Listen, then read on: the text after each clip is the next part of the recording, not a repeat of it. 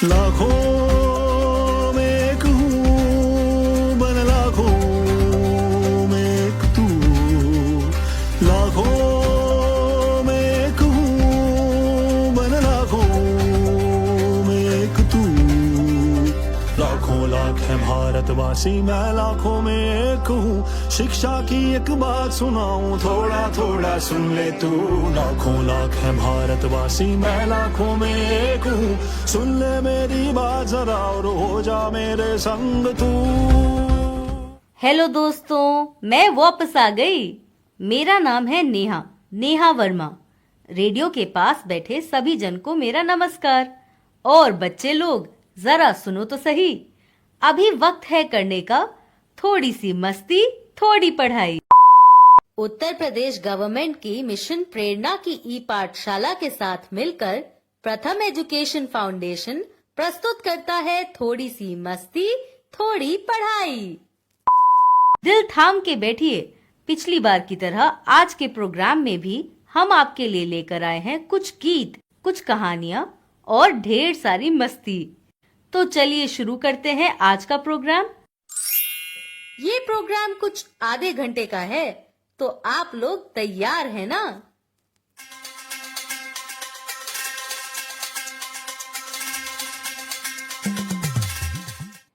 हे दैया, एक तो इतना घाम, ऊपर से घर का इतना काम, का करें का ना करें कच्छो नहीं बुझात बा। काहे इतना गुस्साती हो आलिया की अम्मा? एक ठो गाना सुन लो, तुम्हारा सारा गुस्सा आइसक्रीम की तरह पिघल ना जाए तो फिर कहियो। जिंदगी में पहली बार कछु काम की बात की हो आज। ओ रेडियो वाली बिटिया, सुना दो अपनी चाची को एक गाना। हा हा, हेलो चाचा जी, अभी सुनाती हूँ।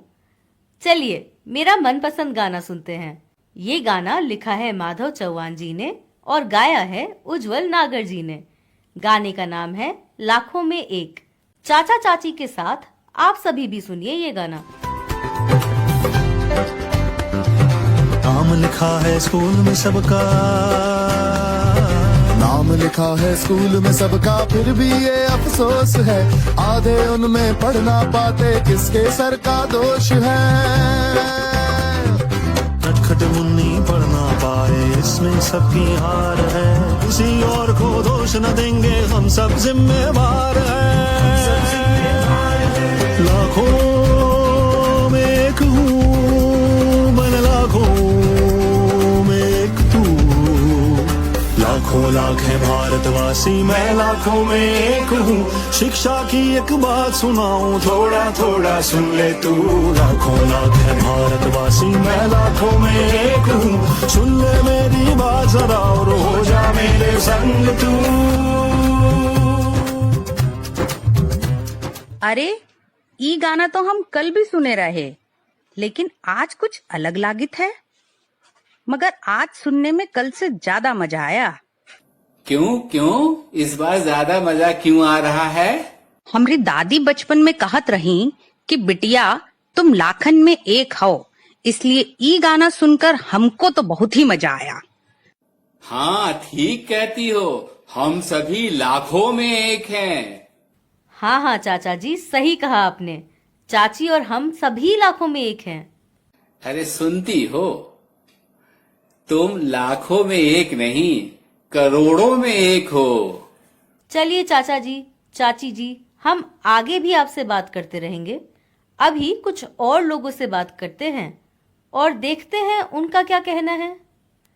आज भी हमारे साथ इस कॉल पे जुड़ी हैं प्रथम से कोमल और दीप्ति और बस्ती से कुसुम। हाय कुसुम, दीप्ति और कोमल। हाय नेहा। हाय नेहा। आप लोगों ने अपने घर में पूछा कि उन सभी को कैसा लगा ये गाना? अरे क्यों नहीं अच्छा लगेगा, आखिर हम भी तो चाचा चाची की तरह लाखों में एक हैं। सही बात है कोमल। नेहा, आज क्या करने का प्लान है? वही जो पिछली बार किया था, थोड़ी सी मस्ती और थोड़ी पढ़ाई। तो क्या फिर से कहानी से शुरू करें? ऐसा करते हैं, एक पहेली से शुरुआत करते हैं। लगता है पहेली से ही होगी शुरुआत, तो चलो हो जाए। तो आज की पहेली है, बिटिया, आज तो मैं एक पहेली सोचकर आया हूँ। आज मैं पूछूंगा पहेली। ठीक है चाचा जी। अरे सवाल तो पूछित हो, पर जवाब भी मालूम है कि नहीं? बाद में हमसे मत पूछे लागी हो कि ए आलिया की अम्मा तू ही बता दो जवाब का है। ठीक है, पहले पहेली तो सुनो।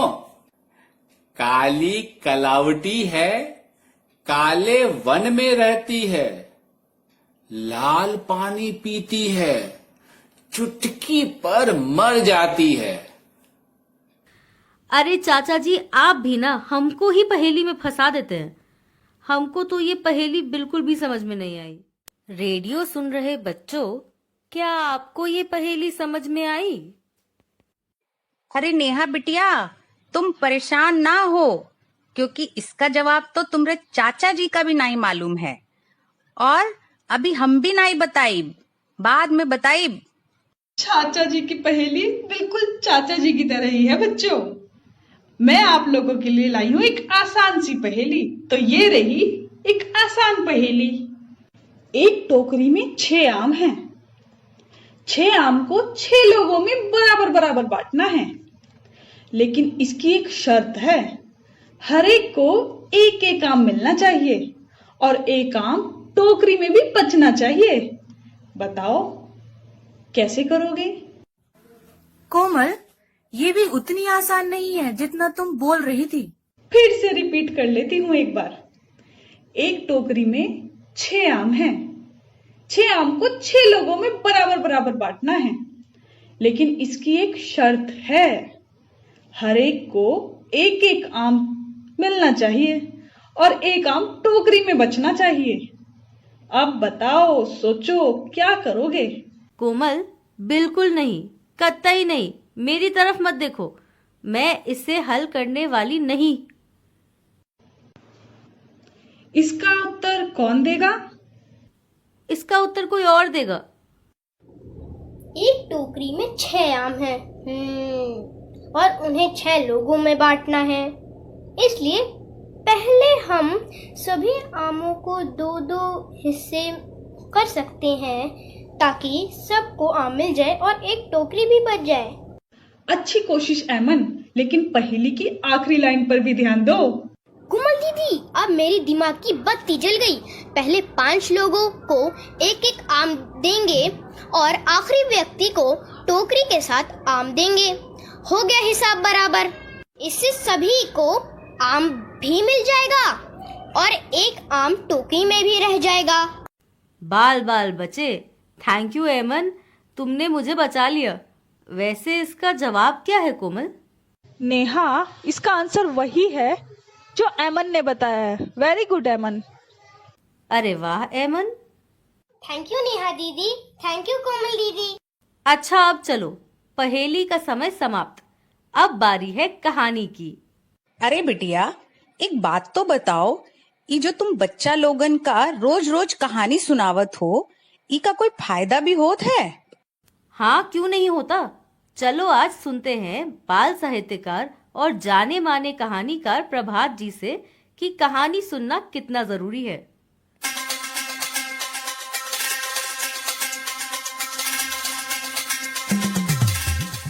बच्चों को कहानी क्यों सुनानी चाहिए, इसका जवाब हमें तब बखूबी पता चल जाता है जब हम उन्हें कोई कहानी सुनाते हैं।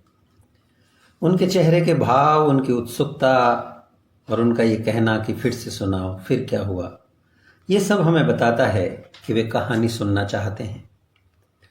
असल में कहानी के जरिए वे एक ऐसे संसार में चले जाते हैं जिसमें जाना उनके लिए एक अनोखा अनुभव होता है। उस संसार में उनके लिए ऐसे दृश्य होते हैं जो उन्होंने देखे नहीं पर देखना चाहते हैं। ऐसी आवाज़ें होती हैं जो उन्होंने सुनी नहीं लेकिन सुनना चाहते हैं। कहानी का अपना जादू यह होता है कि वे सुनाने वाले की ही नहीं होती, केवल सुनने वाले की भी होती है। सुनने वाले भी कहानी सुनाने वाले के साथ साथ अपने लिए उस कहानी को मन ही मन रचते चलते हैं।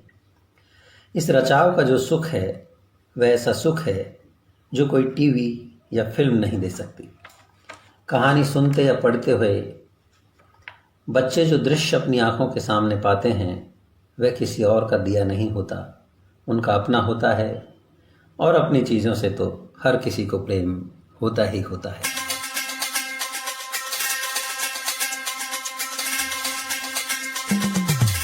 अरे वाह, कहानी सुनावे का तो बहुत फायदा है। अब से हम अपने बच्चा लोगन का रोज कहानी सुनाई और खुद भी कहानी सुनी। बिल्कुल चाची जी। एंड थैंक्स प्रभात जी, आपने बहुत ही अच्छी बात कही। चलो अब तो यह भी पता चल गया कि कहानी सुनना कितना जरूरी है।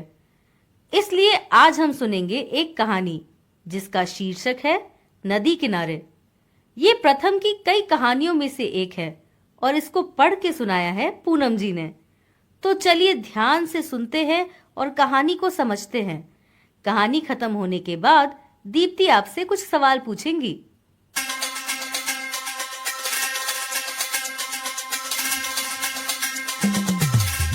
नदी किनारे। कुछ औरतें नदी किनारे आई हैं। कोई बर्तन मांज रही है, कोई कपड़े धो रही है, कोई मटका लेकर पानी भरने आई है, कोई नाव चला रही है, कोई मछलियां भी पकड़ रही है। काम के साथ साथ बातें भी कर रही हैं। घर की बात, दुकान की बात, काम की बात, गांव की बात, देश दुनिया की बात। बच्चों ने पानी में छलांग लगाई। चारों तरफ पानी की छींटें उछल पड़ी।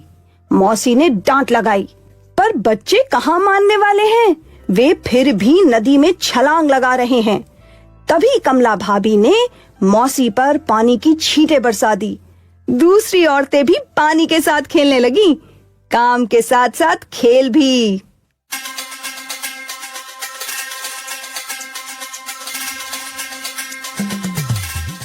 कुसुम, कैसी लगी तुम्हें कहानी? बहुत अच्छी लगी। अच्छा, तो कहानी में आपको क्या समझ आया? सब कुछ समझ में आ गया। अरे वाह, सब कुछ समझ आ गया। तो क्या मुझे बताओगी कि कहानी में क्या क्या हो रहा था? कहानी में बहुत सारी औरतें थीं। वो नदी किनारे गई थी। वहाँ कोई कपड़े धो रहा था, कोई बातें कर रहा था, कोई नाव चला रहा था, कोई मछली पकड़ रहा था, कोई नहा रहा था। जब बच्चे नदी में छलांग लगाए थे तब पानी उछल के मौसी पे आ गया। मौसी गुस्सा हो गई और सबको डांटने लग गई। बहुत बढ़िया कुसुम। अच्छा कुसुम, मैं आपसे इस कहानी पर कुछ सवाल पूछूं? हाँ पूछो। औरतें नदी किनारे क्यों गई थी? कपड़े धोने। क्या आपके गांव में भी कोई नदी है? हाँ। कौन सी? कठिनैया। वहाँ कौन कौन जाता है? मेरी मौसी और नेहा, अंजलि और मैं। अच्छा, ये फोन वाली नेहा दीदी? नहीं, मेरे घर औली। तो आप जब नदी किनारे जाते हो तो क्या क्या करते हो? नहाते हैं, खेलते हैं और सेल्फी लेते हैं। और आप कब कब जाते हो? मम्मी से चुपके जाते हैं, वरना मम्मी डांटती है। अच्छा चोरी चोरी जाते हो? तो और कब कब आपको मम्मी से डांट पड़ती है? जब स्कूल नहीं जाते हैं और किसी बच्चे के साथ बदमाशी करते हैं, इसीलिए मम्मी डांटती हैं। अच्छा कुसुम, एक और क्वेश्चन पूछती हूँ। ये बताओ कि जैसे कहानी में औरतें नाव चला रही थी, तो क्या आप कभी नाव में बैठे हो? हाँ, जब घर पे जाते हैं। हमारा घर चौरा में है ना, वहाँ गांव में नाव में बैठकर जाते हैं। अच्छा कुसुम, ये तो बात हुई नदी किनारे की, लेकिन ये बताओ कि पानी का इस्तेमाल और किन किन कामों में होता है? नाव चलाने, मछली पकड़ने, बर्तन धोने और नहाने। अरे वाह, शाबाश कुसुम, आपने तो सारे सवालों के जवाब बहुत अच्छे से दे दिए। ओके दीदी। बहुत बढ़िया दीप्ति और कुसुम, आप दोनों ने कहानी पर बहुत ही गहराई से बात की है। लेकिन इस कहानी पर हमारी एक्सपर्ट दिल्ली से अनुराधा और गाजीपुर से चंचल जी के भी कुछ विचार हैं। चलिए सुनते हैं कि उनके इस कहानी पर क्या विचार है।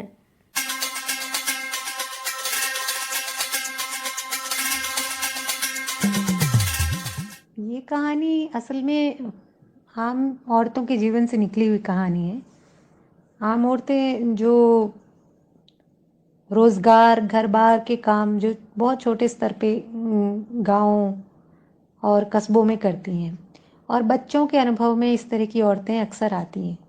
तो जैसे ही कहानी की शुरुआत होती है तो उनका जो रोज़मर्रा का जीवन जिस तरह से चालू होता है वो उसी तरह से इसकी शुरुआत करती हैं। लेकिन अगर आप पहली 2 लाइन को सुनते हो तो लगता है कि इन औरतों के जीवन में सिर्फ ये काम ही है, मगर जैसे ही 2 लाइन के आगे बढ़ते हैं तो उनको मतलब पता चलता है कि उनके जीवन में काम के साथ जीवंतता भी है, वो अपने रोजगार भी कर रही हैं, मतलब जीवन को चलाने के लिए उनकी वो पूंजी भी बना रही हैं, जैसे नाव चला रही हैं या फिर मछलियाँ पकड़ रही हैं। तो ये 2 लाइन बहुत रास्ते खोलती हैं इस तरह की कि औरतें सिर्फ घर का काम ही नहीं करती बल्कि रोजगार भी करती हैं, अपना घर भी चलाती हैं। और तीसरी चीज़ जो मैं कहना चाह रही थी कि एक जो उनके अंदर का छिपा हुआ जो बच्चा है वो भी निकल आता है। जब वो बच्चों को देखती हैं, बच्चों को थोड़ा सा डांटती भी हैं, लेकिन अंदर से वो बिल्कुल कोमल होती हैं, थोड़ी देर बाद खुद ही खेल में शामिल हो जाती हैं। और इन औरतों की नदी नालों पे जो बातचीत होती है वो एक कम्युनिटी की तरह से भी दिखाती है। घर के अलावा वो एक कम्युनिटी की तरह से इस तरह के स्पेस में ही पेश आती हैं जिसमें वो अपने दिल की बात कह पाती हैं, अपने काम की बात कह पाती हैं, अपने रोजगार की बात करती हैं। और तो और ये बहुत बड़ा स्टीरियोटाइप है कि काम के अलावा वो और कुछ करती नहीं है, जबकि इन औरतों के एक्सपोजर में, ये जो कहानी की औरतें हैं उनके एक्सपोजर में देश दुनिया की बातें भी हैं, उनकी चिंताएं भी हैं।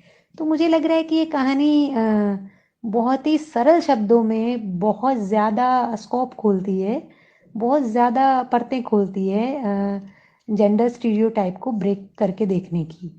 और बच्चों के लिए तो ये मतलब हर लाइन में बहुत विस्तार इसका मिल सकता है, क्योंकि आमतौर पे बच्चे इस तरह के जवाब देते नहीं हैं, उनके दिमाग में ये तस्वीर बनती नहीं है कि कोई औरत खेल भी सकती है या नाव चलाने वाली है। और उस तरह की सिर्फ पर्टिकुलर मतलब जमात के लोग ही हैं, बच्चे ही हैं जो इस तरह की कल्पना कर सकते हैं। लेकिन जब आप बड़े पैमाने पे बच्चों को ये कहानी सुनाएंगे तो उनके दिमाग में इस तरह की छवि आती नहीं। तो जाहिर तौर पे ये कहानी बहुत सरल शब्दों में काफ़ी परतें खोलेगी।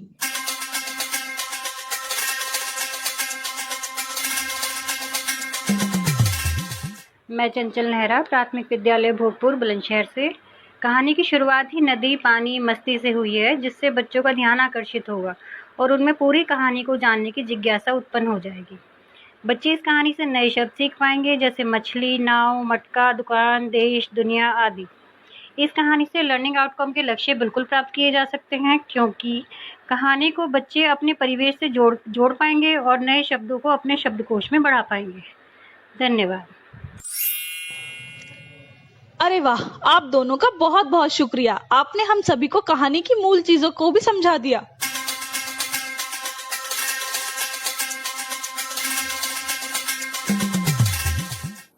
तुमका बहुत गर्मी लागत रही ना, पी ल, पानी पी ल। अरे हाँ, आज तो काम के चक्कर में याद ही नहीं रहा कि पानी भी पिए का है, और तुमहू याद ना ही कराए। तो कितना पानी पी? ओ रेडियो वाली बिटिया, जरा बताओ तो, एक आदमी को पूरे दिन में कितना पानी पीना चाहिए? एक दिन में मुझे सबका तो नहीं पता, पर मैं तो एक दिन में लगभग 6 से 7 ग्लास पानी पी लेती हूँ। वैसे मैं तो 8 से 10 गिलास पानी पीती हूँ। मैं भी एक दिन में 5 से 6 ग्लास पानी तो पी ही लेती हूँ। कुसुम और एमन, आपके घर में कौन कितना पानी पीता है? मैं अभी पता करता हूँ। मैं सबसे पूछ के बताती हूँ।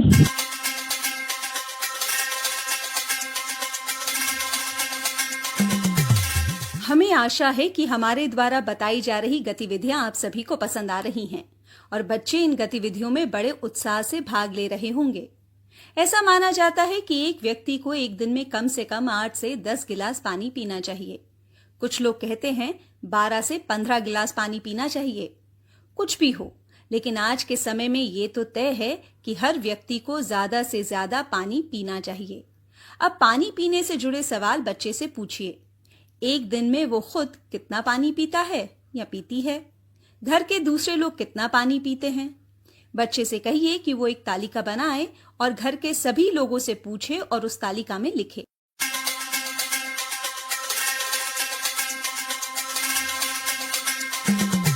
चलो बच्चों, इसी बात पर एक और एक्टिविटी करते हैं। आप भी अपने घर में पता करें कि कौन कितना पानी पीता है। आप उसकी एक सूची बनाएं और यह भी लिखें कि कौन सबसे ज्यादा और कौन सबसे कम पानी पीता है।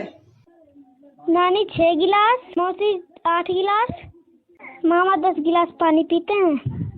सब लोग अपनी अपनी प्यास के हिसाब से पानी पीते हैं। पापा एक दिन में 15 गिलास पीते हैं और मम्मी पीती हैं 12 गिलास और भैया और आपी एक दिन में 8-8 गिलास पीते हैं। अरे अयमन, क्या सच में तुम्हारे पापा एक दिन में 15 गिलास पानी पीते हैं? हाँ दीदी। चलिए पता लगाएं कि एक दिन में आखिर कितने गिलास पानी पीना चाहिए।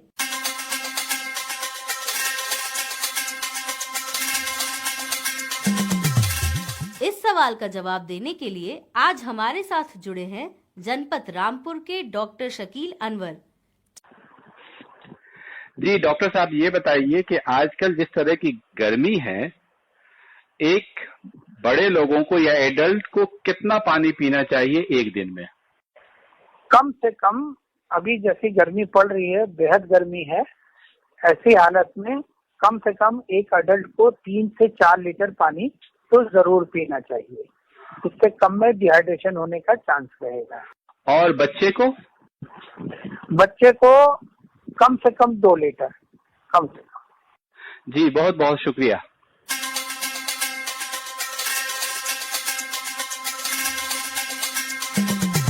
थैंक यू डॉक्टर जी, आपने तो बहुत कमाल की बात बता दी। अब से मैं भी 2 लीटर पानी पीने की पूरी कोशिश करूंगी। और अब आगे बढ़ते हैं। आपको मालूम है कुसुम ने एक बहुत अच्छी पोएम सुनाई है, आप लोग सुनेंगे? हाँ बिल्कुल, सुनाओ। हाँ जरूर।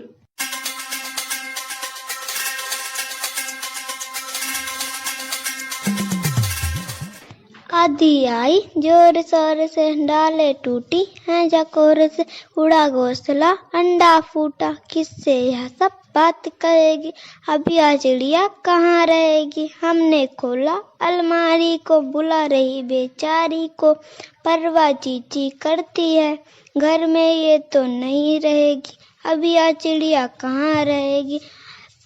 घर में कहाँ से पेड़ लाऊं, कैसे यह घोंसला बनाऊं, कैसे पूरे अंडे जोड़ूं, किससे यह सब बात कहेगी, अब यह चिड़िया कहाँ रहेगी।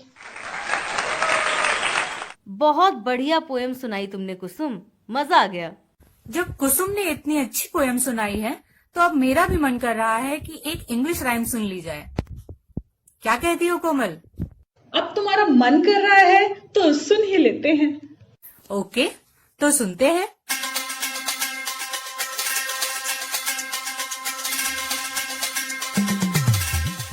Five little monkeys jumping on the bed. One fell down and bumped his head. So Mama called the doctor. The doctor said, "No more monkeys jumping on the bed." 4 little monkeys jumping on the bed. One fell down and bumped his head. So Mama called the doctor and the doctor said, "No more monkeys jumping on the bed." 3 little monkeys jumping on the bed. One fell down and bumped his head. So Mama called the doctor and the doctor said, "No more monkeys jumping on the bed." Two little monkeys jumping on the bed. One fell down and bumped his head. So Mama called the doctor and the doctor said, "No more monkeys jumping on the bed." One little monkey jumping on the bed. One fell down and bumped his head. So Mama called the doctor and the doctor said, "No more monkeys jumping on the bed." No little monkeys jumping on the bed. None fell down and bumped his head. So Mama called the doctor and the doctor said, "Put those monkeys back in bed." ये भी प्रथम की ही कविता है जिसे हमने देवयानी जी की आवाज में सुना।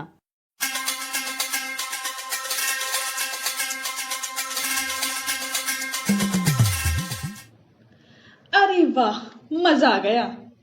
5 little monkey jumping on the bed. 5 छोटे बंदर कूद रहे हैं बेड पर। 5 little monkey jumping on the bed. 5 छोटे बंदर कूद रहे हैं बेड पर। मजा ही आ गया। पर अब वक्त है। अरे रुको रुको, जाने से पहले चाची जी से चाचा जी वाली पहेली का आंसर भी तो पूछना बाकी है। चाची जी, अब तो बता दीजिए। अरे दीप्ति, इसका जवाब तो हमारे सभी दर्शकों को पता भी चल गया होगा, लेकिन तुम कहती हो तो हम चाची जी से भी पूछ लेते हैं। हाँ बिटिया, हमो इंतजार करत रही। इसका जवाब है जूं। अरे बाप रे बाप, ये समझ पाना तो बड़ा मुश्किल था। पर थैंक यू चाचा जी, चाची जी, दीप्ति, कोमल, ऐमन और कुसुम आज के शो को सफल बनाने के लिए। बिटिया, कल अपने रेडियो शो में बुलाना ना भूली हो, हम जरूर आइब। बिल्कुल चाची, और थैंक यू बच्चों। आप लोग भी हमारे साथ इसी तरह हर रोज जुड़िएगा। हम कल फिर मिलेंगे, तब तक के लिए अलविदा। लाखों में एक हूँ, बन लाखों में एक तू। लाखों में एक हूँ, बन लाखों में एक तू। लाखों लाख है भारतवासी, मैं लाखों में एक हूँ। शिक्षा की एक बात सुनाऊं, थोड़ा थोड़ा सुन ले तू। लाखों लाख है भारतवासी, मैं लाखों में एक हूँ। सुन ले मेरी बात जरा और हो जा मेरे संग तू।